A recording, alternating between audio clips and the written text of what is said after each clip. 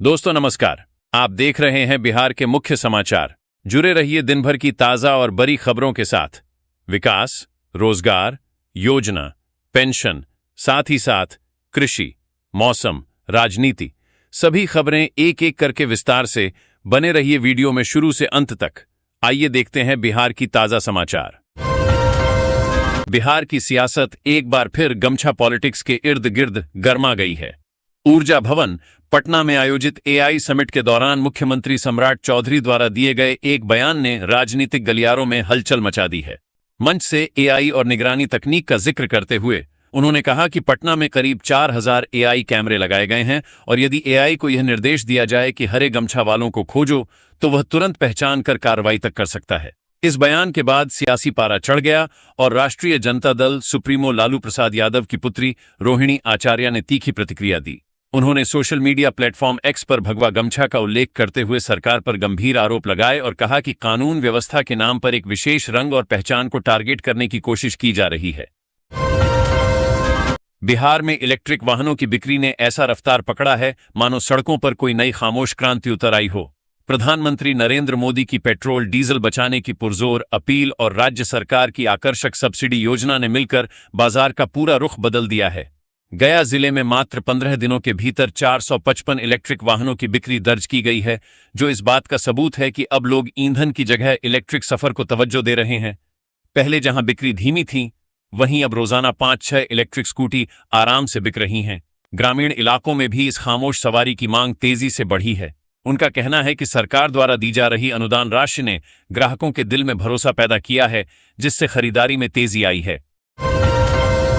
बिहार की सियासत एक बार फिर पोस्टर पॉलिटिक्स के नए मोड़ पर पहुंच गई है। जल संसाधन विभाग के तहत आयोजित हालिया सरकारी कार्यक्रमों में एक ऐसा दृश्य सामने आया जिसने राजनीतिक हलकों में कई तरह की चर्चाओं को जन्म दे दिया है। कार्यक्रम स्थलों पर लगे बैनरों से बिहार के मुख्यमंत्री सम्राट चौधरी की तस्वीर का नदारद होना अब सियासी बहस का केंद्र बन गया है। दरअसल उप मुख्यमंत्री विजय कुमार चौधरी ने शनिवार को पटना में आयोजित कार्यक्रमों में जल संसाधन विभाग की 4 महत्वपूर्ण योजनाओं का शुभारंभ किया। ये योजनाएं पटना, अरवल, जहानाबाद और गया जिलों के नागरिकों के लिए सिंचाई और आधारभूत ढांचे के विकास से जुड़ी बताई जा रही हैं।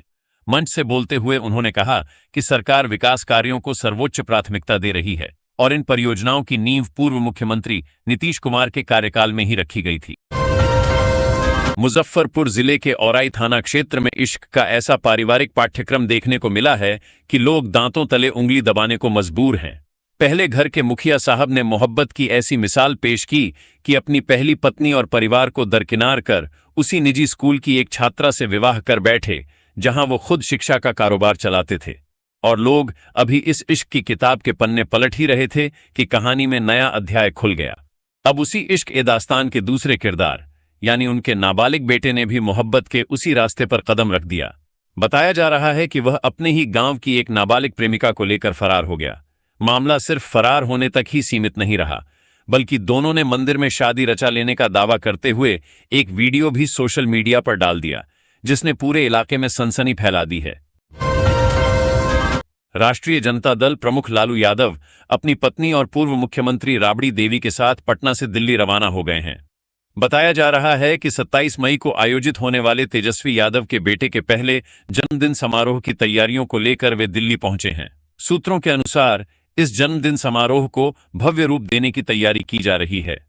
कार्यक्रम में कांग्रेस नेता राहुल गांधी, समाजवादी पार्टी प्रमुख अखिलेश यादव, पश्चिम बंगाल की मुख्यमंत्री ममता बनर्जी समेत विपक्ष के कई बड़े नेताओं को आमंत्रित किया गया है। राजनीतिक गलियारों में इसे विपक्षी एकजुटता और शक्ति प्रदर्शन के रूप में भी देखा जा रहा है।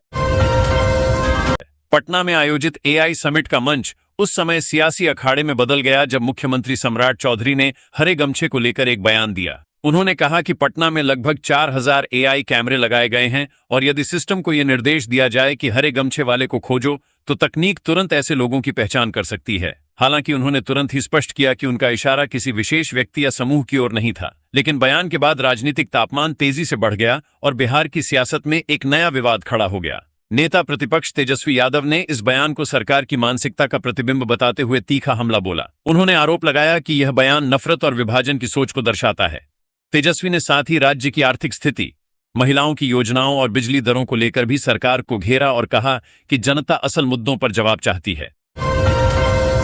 बिहार के पूर्व मुख्यमंत्री और जदयू के राष्ट्रीय अध्यक्ष नीतीश कुमार अचानक एक बार फिर सक्रिय नजर आए हैं। रविवार सुबह वे 4 दिनों बाद अपने सरकारी आवास से बाहर निकले और अपने पुराने साथियों तथा भरोसेमंद माने जाने वाले अधिकारियों से मुलाकात की। पूर्व मुख्यमंत्री की इस अचानक सक्रियता को लेकर राजनीतिक गलियारों में भी चर्चाएं तेज हो गई हैं। करीब 4 दिनों तक नीतीश कुमार सार्वजनिक गतिविधियों से दूर अपने आवास पर ही रहे थे। रविवार सुबह बाहर निकलने के बाद उन्होंने सबसे पहले वरिष्ठ नेता और मंत्री विजेंद्र यादव से मुलाकात की। इस दौरान मुख्यमंत्री ने उनके स्वास्थ्य की जानकारी ली और कुछ देर तक बातचीत भी की। पटना जू एक बार फिर सुर्खियों में है, जहां जल्द ही दर्शकों को वन्य जीवों की दुनिया का नया और दुर्लभ नजारा देखने को मिलने वाला है। दिल्ली और रोहतक के बाद अब सिंगापुर से भी जानवरों के आने की तैयारी तेज हो गई है। इस बार खास आकर्षण होंगे 2 सींग वाले सफेद गैंडे, जो अपनी दुर्लभ प्रजाति के कारण वन्यजीव प्रेमियों के लिए बड़ा आकर्षण साबित होंगे। ये पूरा मामला एनिमल एक्सचेंज प्रोग्राम के तहत हो रहा है, जिसके अंतर्गत पटना जू से 1 सींग वाले गैंडों का एक जोड़ा सिंगापुर भेजा जाएगा, जबकि बदले में सिंगापुर से 2 सींग वाले सफेद गैंडे पटना लाए जाएंगे। बताया जा रहा है कि इस संबंध में सिंगापुर जू प्रशासन और बिहार के वन एवं पर्यावरण विभाग के बीच उच्च स्तरीय बातचीत चल रही है। पटना में आयोजित व्यवसायी समागम को संबोधित करते हुए बिहार के मुख्यमंत्री सम्राट चौधरी ने Bihar chamber of commerce and industries BCCI के 100 वर्षों के गौरवशाली इतिहास को सराहा। उन्होंने मंच पर उपस्थित बीसीसीआई के अध्यक्ष अग्रवाल जी, वित्त सचिव संजय सिंह और अन्य गणमान्य साथियों का अभिवादन करते हुए कहा कि 1926 से स्थापित ये संस्था सिर्फ बिजनेस नहीं कर रही, बल्कि बिहार की सामाजिक संरचना को बदलने और समाज कल्याण में अपनी निरंतर भागीदारी निभा रही है। उन्होंने कहा कि यह हमारे लिए गौरव का क्षण है कि ऐसी ऐतिहासिक संस्था बिहार को आगे बढ़ाने के लिए लगातार चिंतित है और काम कर रही है। बिहार के शिक्षा मंत्री मिथिलेश तिवारी ने शिक्षकों के सम्मान और उनकी समस्याओं के समाधान को लेकर एक बेहद महत्वपूर्ण और बड़ा ऐलान किया है। एक सार्वजनिक मंच से शिक्षकों को संबोधित करते हुए शिक्षा मंत्री ने कहा, 1 सप्ताह के भीतर हम आपको सचिवालय बुलाएंगे, शिक्षा मंत्री की तरफ से आपको चाय पिलाएंगे और जलपान करवाएंगे। उन्होंने भरोसा दिलाया कि शिक्षकों को अब अपनी मांगों के लिए परेशान होने की जरूरत नहीं है, बल्कि सरकार खुद पहल कर उनके मुद्दों को सुलझाएगी।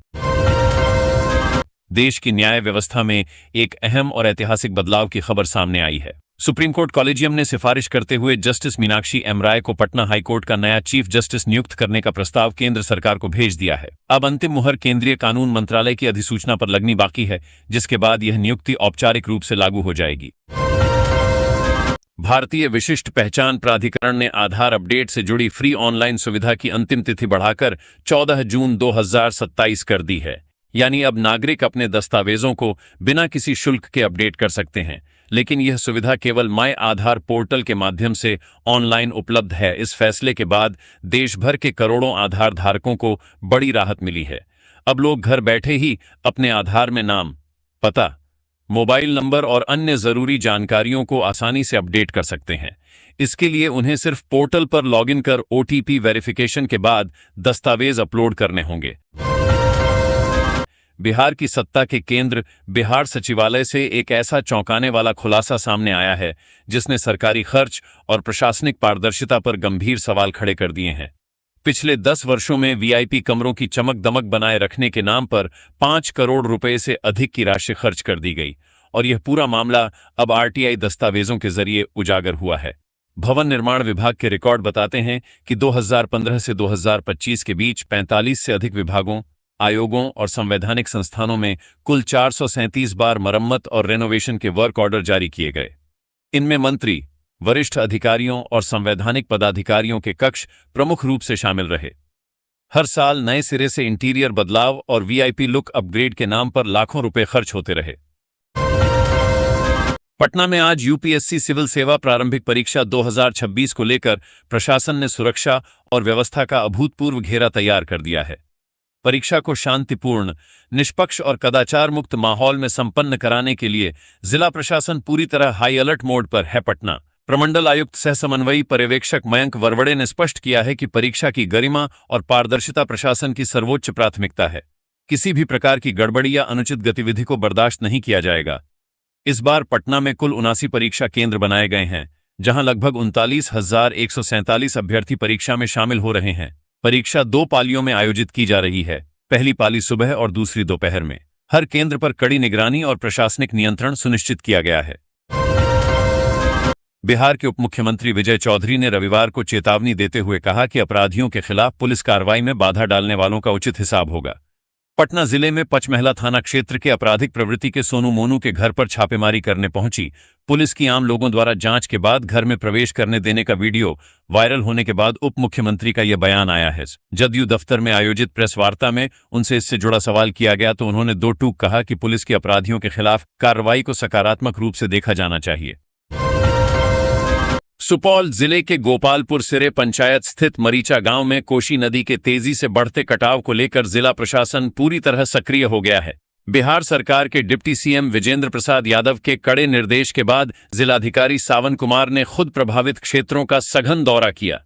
उन्होंने जमीनी स्तर पर कटाव की भयावह स्थिति का जायजा लिया और स्थानीय ग्रामीणों से मिलकर उनकी समस्याओं को सुना। डीएम सावन कुमार के इस महत्वपूर्ण निरीक्षण दौरे के दौरान जनता दल यूनाइटेड जदयू के जिला महासचिव ओम प्रकाश यादव, सचिव राजकुमार साह और महबूब आलम भी मुख्य रूप से मौजूद रहे। अधिकारियों और स्थानीय राजनीतिक प्रतिनिधियों के साथ बातचीत करते हुए जिला पदाधिकारी ने कोसी नदी के रौद्र रूप और इससे हो रहे तीव्र कटाव पर गहरी चिंता व्यक्त की।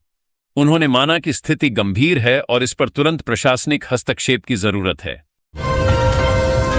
राष्ट्रीय लोक मोर्चा ने नवादा जिले में अपने संगठन को नई ऊंचाई देते हुए जमीनी स्तर पर अपनी पकड़ मजबूत कर ली है। नवादा शहर के 3 नंबर बस स्टैंड के समीप रविवार को नवनियुक्त प्रखंड अध्यक्षों के लिए एक भव्य अभिनंदन समारोह का आयोजन किया गया। इस कार्यक्रम में जिले के सभी 14 प्रखंडों से भारी संख्या में पार्टी पदाधिकारी और उत्साहित कार्यकर्ता शामिल हुए, जहां नए अध्यक्षों को माला पहनाकर और शाल ओढ़ाकर सम्मानित किया गया। समारोह की अध्यक्षता कर रहे जिला अध्यक्ष राजेंद्र प्रसाद ने कार्यकर्ताओं को संबोधित करते हुए कहा कि राष्ट्रीय लोक मोर्चा पूरे बिहार में एक बेहद मजबूत संगठन के रूप में उभर रहा है। उन्होंने स्पष्ट किया कि यह संगठनात्मक विस्तार पार्टी सुप्रीमो के कड़े निर्देश पर किया गया है। लंबे समय से चल रही सांगठनिक चुनाव की प्रक्रिया अब पूरी हो चुकी है, जिसके तहत सभी प्रखंडों में सक्षम, ऊर्जावान और समर्पित कार्यकर्ताओं को कमान सौंपी गई है।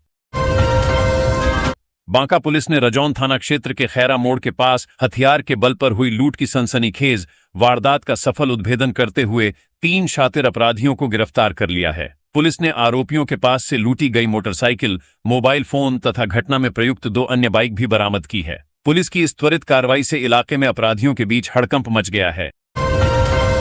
मोतिहारी बिहार में जारी भीषण और झुलसती गर्मी के बीच मोतिहारी जिले से सरकारी दावों की पोल खोलने वाली एक गंभीर तस्वीर सामने आई है, जहां एक तरफ अफसरों की फाइलों में हर घर नल का जल पहुंचाने के दावे किए जा रहे हैं, वहीं धरातल पर ग्रामीण बूंद बूंद शुद्ध पेयजल के लिए तरस रहे हैं।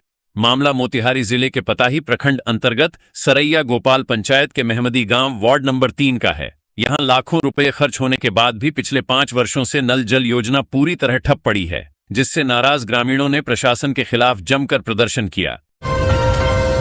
पटना जिले के बाढ़ अनुमंडल अंतर्गत पंचमहला थाना क्षेत्र के नौरंगा जलालपुर गांव में 23 मई 2026 की शाम करीब 6:00 बजे एक विवाद ने हिंसक रूप ले लिया। दरअसल सोशल मीडिया पर किए गए एक पोस्ट को लेकर 2 पक्षों के बीच उपजे विवाद में गोलीबारी गोलीकांड की घटना घटी, जिसके बाद पंचमहला थाना कांड सन 046/2026 दर्ज किया गया। इस मामले के अनुसंधान, नामजद अभियुक्तों की गिरफ्तारी और घटना में इस्तेमाल किए गए अवैध हथियारों की बरामदगी के लिए पंचमहला थानाध्यक्ष कुंदन कुमार और पड़ोसी हाथीदह थाना के अध्यक्ष रंजन कुमार की संयुक्त टीम ने आरोपियों के ठिकानों पर छापेमारी की थी। इंडियन मेडिकल एसोसिएशन IMA मुख्यालय की पहल पर देश भर में 24 मई से 31 मई 2026 तक विश्व तंबाकू निषेध सप्ताह मनाया जा रहा है। इस देशव्यापी अभियान का मुख्य उद्देश्य जनसंचार, मीडिया में तंबाकू विरोधी लेखों के प्रकाशन, युवा सशक्तिकरण, सेमिनार, सामुदायिक व डिजिटल सहभागिता, नुक्कड़ नाटक और सोशल मीडिया अभियानों के माध्यम से आम जनता को तंबाकू के जानलेवा दुष्प्रभावों से अवगत कराना है। इसी कड़ी में IMA बिहार राज्य शाखा ने भी राज्य में इस महाअभियान का शंखनाद कर दिया है। बिहार राज्य पंचायत सचिव संघ संघर्ष समिति की एक महत्वपूर्ण आपात बैठक रविवार को पटना के सिन्हा लाइब्रेरी रोड स्थित अदिति कमेटी हॉल में आयोजित की गई। संघर्ष समिति के अध्यक्ष योगेंद्र प्रसाद सिंह की अध्यक्षता में हुई इस बैठक में बिहार के विभिन्न जिलों से आए जिलाध्यक्षों और संघ के प्रतिनिधियों ने हिस्सा लिया। बैठक में सर्वसम्मति से निर्णय लेते हुए पंचायत सचिवों ने विकास योजनाओं का अभिकर्ता एजेंट बनने से साफ तौर पर इनकार कर दिया है, जिससे आने वाले दिनों में ग्रामीण विकास कार्यों पर बड़ा असर पड़ सकता है। बेतिया सशस्त्र सीमा बल की 44वीं वाहिनी नरकटियागंज की ओर से स्वास्थ्य और तंदुरुस्ती को बढ़ावा देने के उद्देश्य से 75वां Sunday on cycle fit India movement अभियान के तहत एक भव्य साइकिल रैली का आयोजन किया गया। इस विशेष कार्यक्रम का सफल आयोजन क्षेत्रक मुख्यालय बेतिया के उप महानिरीक्षक हरिप्रकाश तथा 44वीं वाहिनी एसएसबी नरकटियागंज के कमांडेंट बलवंत सिंह नेगी के कुशल मार्गदर्शन और नेतृत्व में संपन्न हुआ। इस देशव्यापी अभियान का मुख्य उद्देश्य सशस्त्र बलों के जवानों को शारीरिक रूप से फिट एवं तंदुरुस्त रखने के साथ साथ आम नागरिकों में भी बेहतर स्वास्थ्य के प्रति जागरूकता फैलाना था। यह साइकिल रैली 44वीं वाहिनी के मुख्य परिसर से देशभक्ति के जोश के साथ प्रारंभ हुई। इसके बाद रैली नरकटियागंज के विभिन्न मार्गों और डीएवी स्कूल होते हुए वापस वाहिनी परिसर में ही आकर अत्यंत उत्साहपूर्ण माहौल में संपन्न हुई। एक भारत श्रेष्ठ भारत अभियान के तहत युवा संगम के छठे चरण का आगाज हो चुका है। इसी कड़ी में पंजाब से बिहार आए युवा प्रतिनिधियों के लिए आज आईआईटी पटना में एक विशेष स्वागत सह ओरिएंटेशन कार्यक्रम का भव्य आयोजन किया गया। इस गरिमामयी कार्यक्रम में बिहार के पुलिस महानिदेशक डीजीपी विनय कुमार मुख्य अतिथि के रूप में शामिल हुए, जिन्होंने दीप प्रज्वलित कर कार्यक्रम की शुरुआत की और पंजाब से आए युवाओं का हौसला बढ़ाया। मुंगेर जिला पुलिस और एसटीएफ की संयुक्त टीम ने मुफस्सिल थाना क्षेत्र के बाकरपुर गांव में एक बड़ी कार्रवाई करते हुए अवैध हथियार तस्करी के एक बड़े सिंडिकेट का भंडाफोड़ किया है। पुलिस ने कुख्यात हथियार तस्कर मोहम्मद साहिल मल्लिक के घर पर छापेमारी कर भारी मात्रा में अवैध हथियार, जिंदा कारतूस और नकदी बरामद की है। इस अचानक हुई छापेमारी से पूरे इलाके में हड़कंप मच गया है। सासाराम रोहतास जिला मुख्यालय सासाराम में गया शिक्षक निर्वाचन क्षेत्र के भाजपा एमएलसी जीवन कुमार पूरी तरह एक्शन मोड में नजर आ रहे हैं। शिक्षकों की विभिन्न समस्याओं और शिक्षा व्यवस्था के कायाकल्प को लेकर एमएलसी ने सासाराम में शिक्षकों के साथ एक के बाद एक ताबड़तोड़ बैठकें की। इन बैठकों में बड़ी संख्या में स्थानीय शिक्षक और शिक्षा जगत से जुड़े प्रबुद्ध लोग शामिल हुए, जहां शिक्षा के स्तर को सुधारने और शिक्षकों के मान सम्मान को लेकर गंभीर चर्चा की गई। पटना अधिक मास के पावन और विशेष अवसर पर पहली बार इस्कॉन ISKCON मंदिर की ओर से एक बेहद भव्य और दिव्य नौका विहार कार्यक्रम का आयोजन किया गया। इस विशेष धार्मिक अनुष्ठान के तहत भगवान के विग्रह को तालाब में नौका विहार कराया गया, जहां श्रद्धा, आस्था और अटूट भक्ति का एक अद्भुत संगम देखने को मिला। भगवान की इस अलौकिक और मनमोहक झांकी को अपनी आंखों में बसाने के लिए बहुत बड़ी संख्या में श्रद्धालु आयोजन स्थल पर पहुंचे। गया इंटरनेशनल एयरपोर्ट रविवार को उस वक्त जबरदस्त उत्साह, जश्न और गगनभेदी नारों से गूंज उठा जब अंतर्राष्ट्रीय क्रिकेटर सोहैब खान अपने गृह जिला पहुंचे। हाल ही में संयुक्त अरब अमीरात UAE की राष्ट्रीय टीम की तरफ से T20 वर्ल्ड कप में अपना जलवा बिखेर कर लौटे सोहैब खान के स्वागत में समर्थकों, परिजनों और स्थानीय खेल प्रेमियों का हुजूम उमड़ पड़ा। एयरपोर्ट परिसर में सुबह से ही उत्सव जैसा माहौल था, जहां लोगों ने फूल मालाओं और ढोल नगाड़ों के साथ अपने चहेते खिलाड़ी का भव्य नागरिक अभिनंदन किया। इस ऐतिहासिक पल का गवाह बनने के लिए मशहूर बॉलीवुड अभिनेता अली खान और टिकारी विधायक अजय दांगी समेत कई गणमान्य लोग मौजूद रहे। आगामी बकरीद पर्व को शांतिपूर्ण, सौहार्दपूर्ण एवं भाईचारे के वातावरण में संपन्न कराने के उद्देश्य से रविवार को बिक्रम थाना परिसर में शांति समिति की एक महत्वपूर्ण बैठक आयोजित की गई। थानाध्यक्ष प्रभात कुमार की अध्यक्षता में हुई इस बैठक में स्थानीय प्रशासनिक अधिकारियों, जनप्रतिनिधियों और दोनों समुदायों के गणमान्य लोगों ने बढ़ चढ़कर हिस्सा लिया। बैठक के दौरान आगामी त्योहार के मद्देनजर क्षेत्र में सुरक्षा और शांति व्यवस्था बनाए रखने को लेकर विस्तृत रणनीति पर चर्चा की गई। पटना पर्यावरण, वन एवं जलवायु परिवर्तन विभाग की ओर से रविवार को अरण्य भवन में निवेशकों के साथ बैठक का आयोजन किया गया। विभाग के अपर मुख्य सचिव आनंद किशोर की अध्यक्षता में आयोजित इस कार्यक्रम में विभिन्न क्षेत्रों से जुड़े विशेषज्ञों एवं निवेशकों ने भाग लिया। बैठक में बिहार में इको टूरिज्म की अपार संभावनाओं पर विस्तृत चर्चा की गई तथा राज्य में विश्वस्तरीय पर्यटन अवसंरचना विकसित करने की दिशा में विचार विमर्श हुआ। नवादा नगर थाना क्षेत्र में आगामी बकरीद ईद उल अजहा पर्व को पूरी तरह शांतिपूर्ण, सौहार्दपूर्ण और सुव्यवस्थित तरीके से संपन्न कराने के उद्देश्य से एक अहम बैठक बुलाई गई। नगर थाना परिसर में आयोजित इस शांति समिति की बैठक की अध्यक्षता थाना प्रभारी उमाशंकर सिंह ने की। बैठक में हिंदू, मुस्लिम सहित सभी समुदायों के प्रबुद्ध प्रतिनिधि, शांति समिति के सदस्य और स्थानीय नागरिक बहुत बड़ी संख्या में उपस्थित रहे, जहां त्योहार को आपसी समन्वय से मनाने पर विस्तृत चर्चा हुई। बैठक को संबोधित करते हुए थाना प्रभारी उमाशंकर सिंह ने कहा कि बकरीद का त्योहार मुख्य रूप से त्याग, कुर्बानी, भाईचारे और गहरे सामाजिक सद्भाव का प्रतीक है। उन्होंने सभी उपस्थित लोगों से पुरजोर अपील की कि इस पावन अवसर पर सभी लोग पूर्व की भांति आपसी प्रेम, सम्मान और भाईचारे के साथ त्योहार मनाएं। उन्होंने जोर देकर कहा कि हमारी गंगा जमुनी तहजीब को बनाए रखना हम सभी की सामूहिक जिम्मेदारी। पॉल शिक्षा के क्षेत्र में नए प्रयोग करने वाले और बच्चों का भविष्य संवारने वाले शिक्षकों के सम्मान में रविवार को जिला शिक्षा एवं प्रशिक्षण संस्थान बसहा का परिसर पूरी तरह उत्साह से सराबोर दिखा। The Bihar teachers history makers के तत्वावधान में एक भव्य शिक्षक सम्मान समारोह का आयोजन किया गया। इस गौरवमयी कार्यक्रम में शिक्षा जगत में रचनात्मक और प्रेरणादायी कार्य करने वाले जिले के 106 नवाचारी शिक्षकों को प्रशस्ति पत्र और मेमेंटो देकर सम्मानित किया गया। कृषि कार्यों में आर्टिफिशियल इंटेलिजेंस का महत्व तेजी से बढ़ रहा है।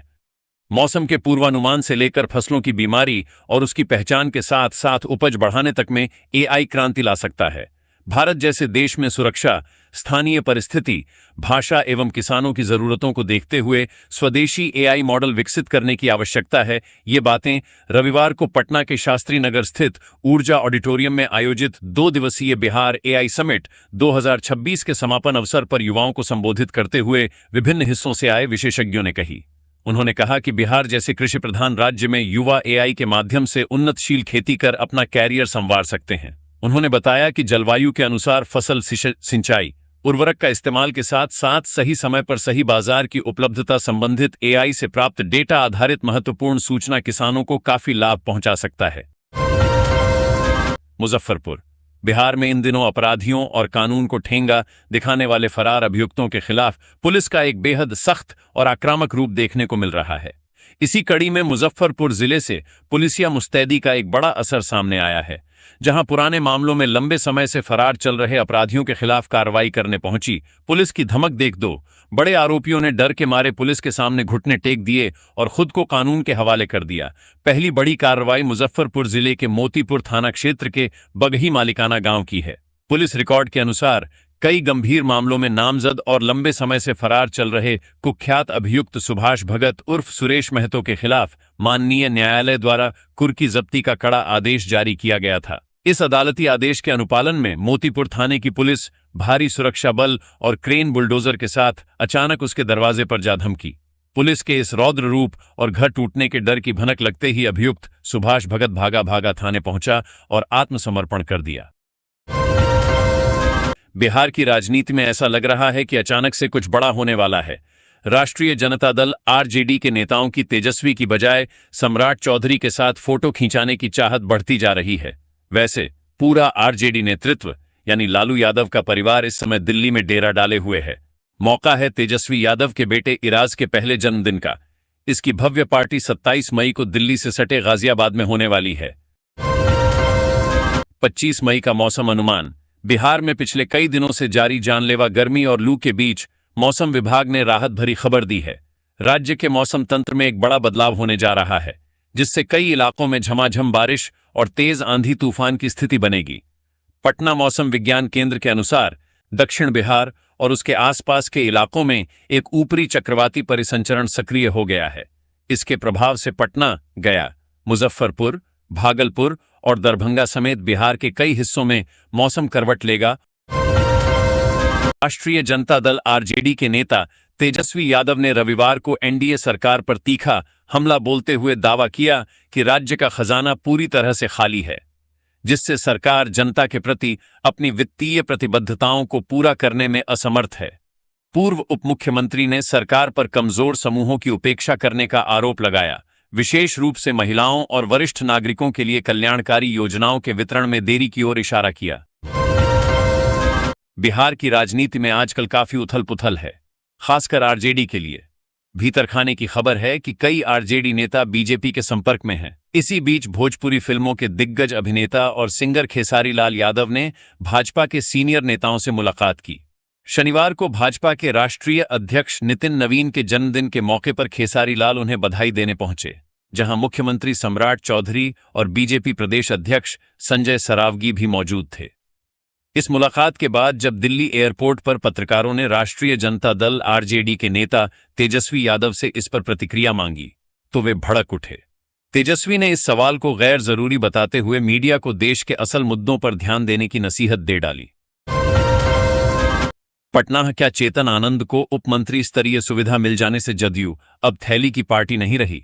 अगर जदयू सचमुच थैली वाली पार्टी है तो क्या चेतन आनंद को यह सुविधा थैली देने की बाद मिली है? अगर नहीं तो फिर आनंद मोहन ये आरोप क्यों लगाया था? इस आरोप के बाद तो जदयू जैसे घुटनों के बल बैठ गया। ये नीतीश कुमार की पार्टी नहीं हो सकती। नीतीश कुमार ने तो अभी तक अपनी शर्तों पर राजनीति की। ओछे बयान देकर या धमकी देकर कोई आज तक नीतीश को झुका नहीं सका। लेकिन ये क्या, नीतीश के मुख्यमंत्री पद से हटते ही जदयू पार्टी दबने लगी, झुकने लगी। हालांकि पार्टी का राष्ट्रीय अध्यक्ष नीतीश कुमार ही हैं, लेकिन उनके रहते ये कैसे हो गया? ये सवाल उठाया है जेन जी पीढ़ी के भवेश भारती ने। भवेश सॉफ्टवेयर इंजीनियर हैं और सोशल मीडिया की हर खबरों पर बारीक नजर रखते हैं।